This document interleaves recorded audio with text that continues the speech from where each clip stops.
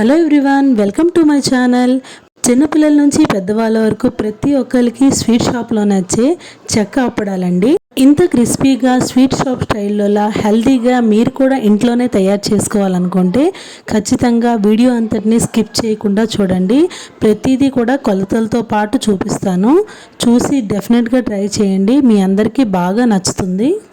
ఒక 3 స్పూన్ల పచ్చిశనగపప్పుని పెసరపప్పుని నానబెట్టి 3 గంటల పాటు పక్కన పెట్టుకోండి. ధనియాలు, జీలకర్ర, పచ్చిమిర్చి, అల్లం, 6-7 వెల్లుల్లి రెక్కల్ని ఒలిచి ఇదంతటిని కూడా బరకగా మిక్సీ పట్టుకోండి.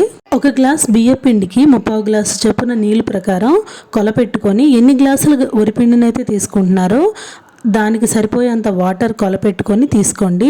అందులోనే మనం మిక్సీ చేసి పెట్టుకున్న పేస్ట్ని, సన్నంగా చాపు చేసుకున్న కరివేపాకు, సరిపోయేంత ఉప్పు, కొంచెం అంత కారం తీసుకోవాలి. ఎందుకంటే మనం ఆల్రెడీ పచ్చిమిర్చి కారాన్ని తీసుకున్నాం కదా. నెక్స్ట్ వచ్చేసి కొంచెం అంత వెన్న.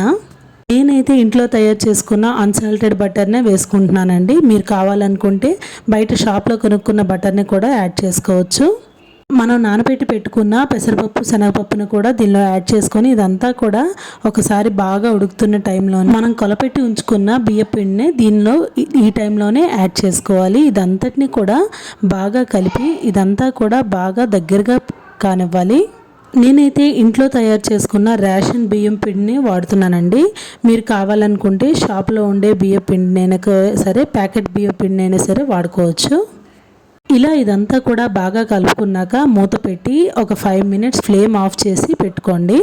5 మినిట్స్ తర్వాత మూత తీసి ఇదంతా కూడా కొంచెం చల్లారాక గోరువెచ్చగా ఉండే టైంలోనే దీనిలోనే కొంచెం అంతా వాటర్ యాడ్ చేస్తూ ఇదంతటినీ కూడా ఒక పిండి ముద్దలా కలుపుకోండి.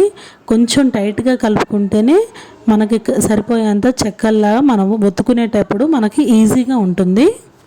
ఎక్కడ పిండి ముద్దలు ఉండకుండా సాఫ్ట్గా అయ్యేటట్టుగా ఇదంతటినీ కూడా చపాతీ ముద్దలా నీట్గా కలుపుకోండి.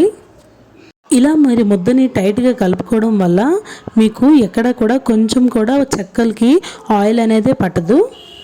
అండ్ మీరు ఇలా పక్కా కొలతలతో చేసుకోవడం వల్ల ఎన్ని కేజీల పిండి అయినా సరే చాలా ఈజీగా, ఎన్ని చెక్కలైనా సరే ఈజీగా చేసుకోగలరు.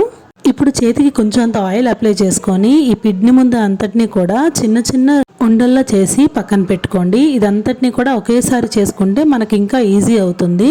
ఇప్పుడు ఇలా ఒక కవర్ని తీసుకొని దానిపైనే కొంచెం అంత ఆయిల్ని అప్లై చేసి ఇప్పుడు మనం రెడీ చేసి పెట్టుకున్న ఉండల్ని కూడా దీనిపైన పెట్టి ఇలా ఏదైనా వెయిట్ సహాయం, అంటే కింద ఫ్లాట్గా ఉన్న బాక్స్ అవనివ్వండి లేదా ఇలా లోటా అవనివ్వండి, ఇలా దీని సహాయంతో ఇలా నొక్కి పెట్టి ఈ షేప్లోకి తీసుకురావాలి.